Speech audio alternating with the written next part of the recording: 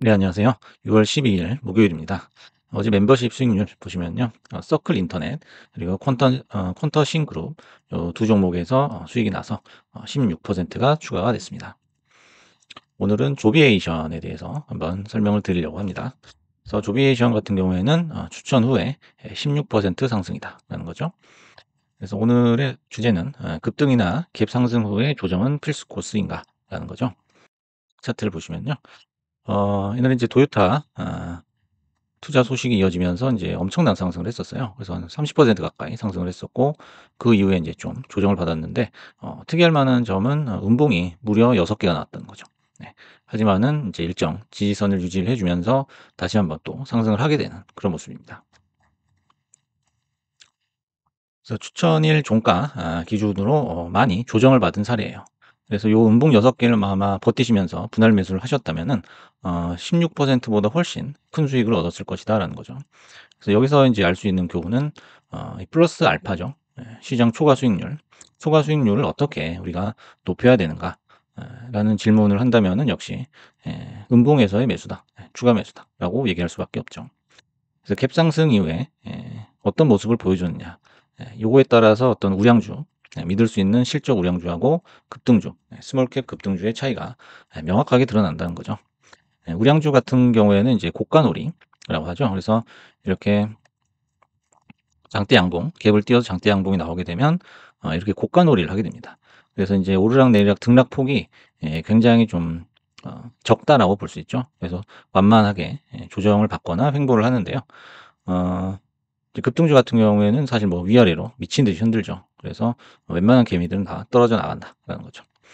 그래서 인제 결국 종목을 바라보는 컨센서스의 수렴이나 분산 정도에 따라서 결정이 된다라는 거죠. 그래서 컨센서스가 하나로 모이느냐 아니면은 막 사방으로 흩어지느냐 서로 막 의견이 분분하고 하면 결국엔 이렇게 굉장히 복잡한 차트가 그려진다라는 거죠.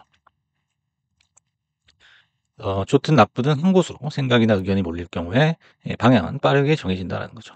그래서 제가 인제 뭐 거꾸로 된 L자형이라고 많이 말씀을 드리는데 고런 고가놀이 패턴에서 그 종목이 어느 정도 신뢰가 있는 그런 종목이라면은 연속 상승이 나온 그런 사례가 많습니다. 이제 서로 잘 모르는 혼돈의 상황에서 갭을 띄워서 찍는 경우가 많다라는 거죠. 그래서 누가 뭐 물량을 다 갖고 있다가 뭐 찍는다는 건 아니고요. 여기서 그만큼 이제 컨센서스가 투자자들의 의견이 분분하다는 거예요. 그래서 인제 좋은 뉴스가 몇 번 나왔거든요.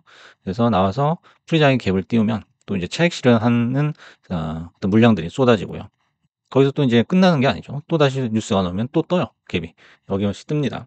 그래서 또다시 또 내려가고요. 요런 거 이제 반복하면서 인제 상승을 하게 된다는 겁니다. 그래서 주식에서는 사실 쉬운 문제를 골라서 푸는 게 가장 중요하다라는 거죠. 한가운데 들어오는 스트라이크의 중요성. 그래서 이제 뭐 당연히 정해진 것, 그다음에 그럴 수밖에 없는 것. 요런 사실들, 요런 뉴스들에 어떻게 보면 주목을 해야 되는 겁니다. 그래서 이런 거에는 이제 쓸데없이 의문을 품을 게 아니다라는 거죠. 그래서 쉬운 문제는 굳이 어렵게 풀지 마라. 그리고 어려운 문제라면은 피해라라는 겁니다. 우리가 잘 모르는 종목이나 아니면은 정말 예측하기 어려운 오리무중의 종목들도 있어요. 아니면은 인제 처음 보는 신규주. 그래서 신규주를 너무 막 종목을 바꿔가면서 매일 새로운 걸 매매하는 것도 사실 좋지는 않습니다. 어느 정도는 익숙한 종목을 매매를 해 줘야 된다는 거죠. 그래서 잘 아는 종목이나 기존에 패턴이 있었던 종목이 있어요. 그래서 이렇게 상승을 했다가 이 정도 조정을 받고 또 이렇게 상승을 했다가 조정을 받고 요런 사이클이 반복이 된다면 고걸 빨리 캐치해서 지금 현재의 매매에 적용할 필요가 있다는 거죠. 그다음에 이제 미래가 유망한 것 요런 거 인제 이미 정해져 있는 거예요. 그리고 컨센서스도 방향을 이미 잡아 놓은 거기 때문에 그런 거에 뭐 사실 의문을 품을 필요는 없다라는 거죠. 이게 바로 인제 쉬운 문제를 어렵게 풀려고 하는 거예요. 그래서 오르든 내리든 분할 매수로 접근을 해 버리면 된다라는 거죠. 그래서 시간이 지나고 보면 등락은 아무것도 아니다라는 겁니다.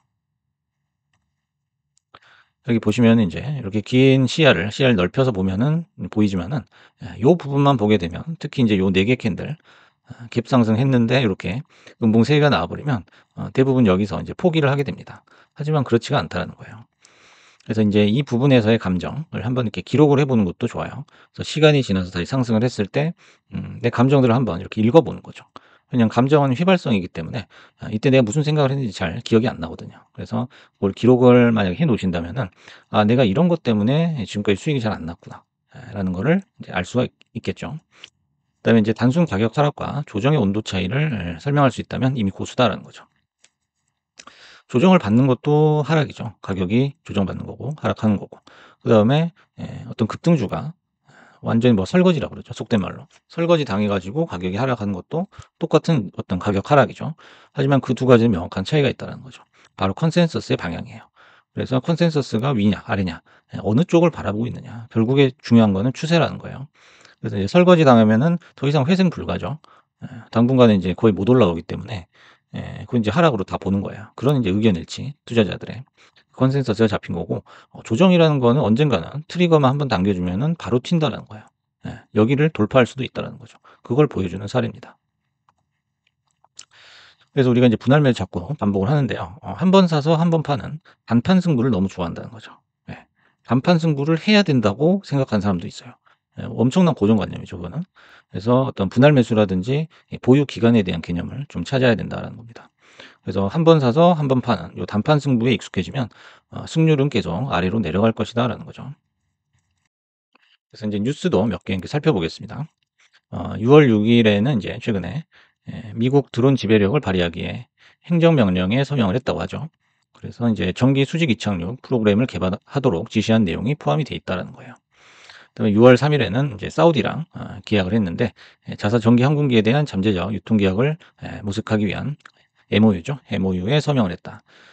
그리고 5월 28 일에는 이제 아까 말씀드렸던 도요타에 투자죠. 투자하면서 조비 에비에이션의 최대 주주로 등극을 하게 됐습니다. 그래서 이런 것들은 전부 다 이제 호재라고 할 수 있겠고요. 호재의 위치를 한번 표시를 해드리면 역시 이제 프리장이나 장 초반에 떠서 차익 실현을 하는 그런 움직임이 많았다는 거죠. 하지만 이제 세 번째 뉴스가 나올 때는 어떻습니까? 계속적으로 이제 상승을 하게 됩니다. 그래서 어느 정도 이제 차익 매물을 소화를 하느냐 그런 것도 중요하고요. 그 동안에는 이제 매수의 기회로 삼아야 된다라는 거죠.